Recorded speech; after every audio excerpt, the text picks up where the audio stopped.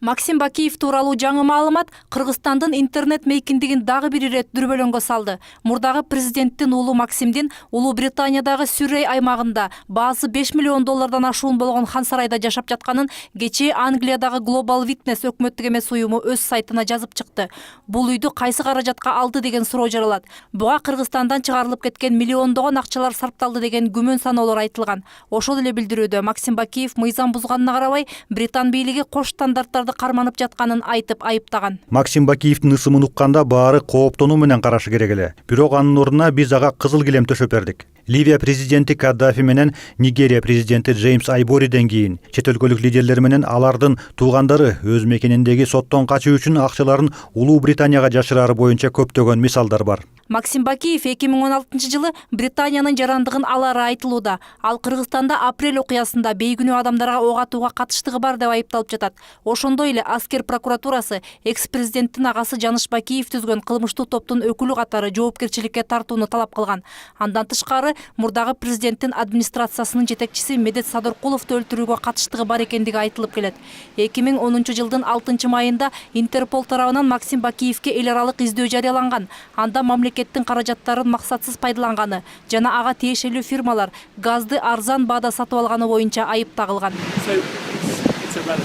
Ошол жылы Максим Бакиев Лондондо колго түшүрүлгөн. Ал эң оор беренелер менен айыпталып жатканына карабай, Англия соту андан 250 000 фунт стерлинг күрөөгө алып кое берген. Мындай капсалаңдуу иштерге катыштыгы бар адамдын эркиндикте жүрүшү Кыргызстанда элдин нааразылыгын пайда кылууда. Өлкөнүн демократияга бет алуусуна көмөк көрсөтөбүз деген Британия Кыргызстандан миллиондорду уурдап кеткен адамга баш баанек бергенин президент Атамбаев да сынга алган эле. Великобританиянын жарандыгын алып калса, анда экстрадициянын шанстары такыр эле 0 болуп калат да, негизи. Анткени эч кандай бир мамлекет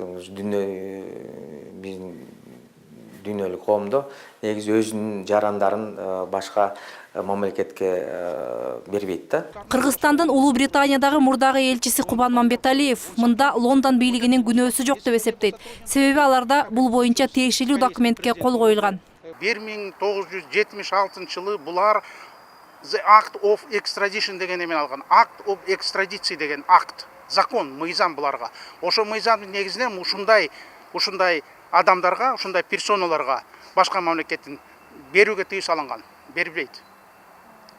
Ошондой мыйзам кабыл алып койгон Act of Extradition кылынбайт бул мамлекеттен. Ошон үчүн ушу бүт баары тең Лондондон эметет. Максим Бакиев экстрадицияланбаса да, ал шылуундук менен өлкөдөн чыгарып кеткен каражаттарды кайтарып алууга аракеттенүү зарыл дешет эксперттер. Баалуу кагаздар менен операция жасоодо тапкан каражаттары жана коммерциялык банктардан тапкан миллиондогон кирешелери шылуундук менен чет өлкөгө чыгарылып кеткен.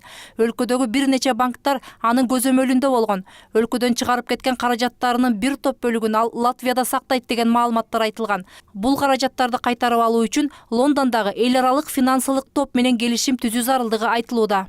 Мамлекет менен, ар кайсы мамлекет менен, биздин мамлекет менен деле жетекчиси менен, биринчи кишиси менен келишим түзүлөт, кол коюлат. Ошондо ошол мамлекеттин прокуратурасы, Госбанкты, банкысы, анан кийин Министерство финансы бүт органдардын баары тең болгон маалыматты аларга берет. Ошол маалыматтын негизинде булар издеп, ошол качып кеткен, алып кеткен мурунку жетекчилердин акчасын актив деп коет, финансовый активтерин, офшорный зона деп атпайбы, ошол жактан баарын кайтарып берет. Бирок кыргыз бийлиги көп убакытты текке өткөрүп жиберди дейт Кубан Мамбеталиев. Биздин аткаминерлер чыгынгыча Максим Бакиев чет өлкөдө хан сарайларды сатып алып сайрандап жүрөт.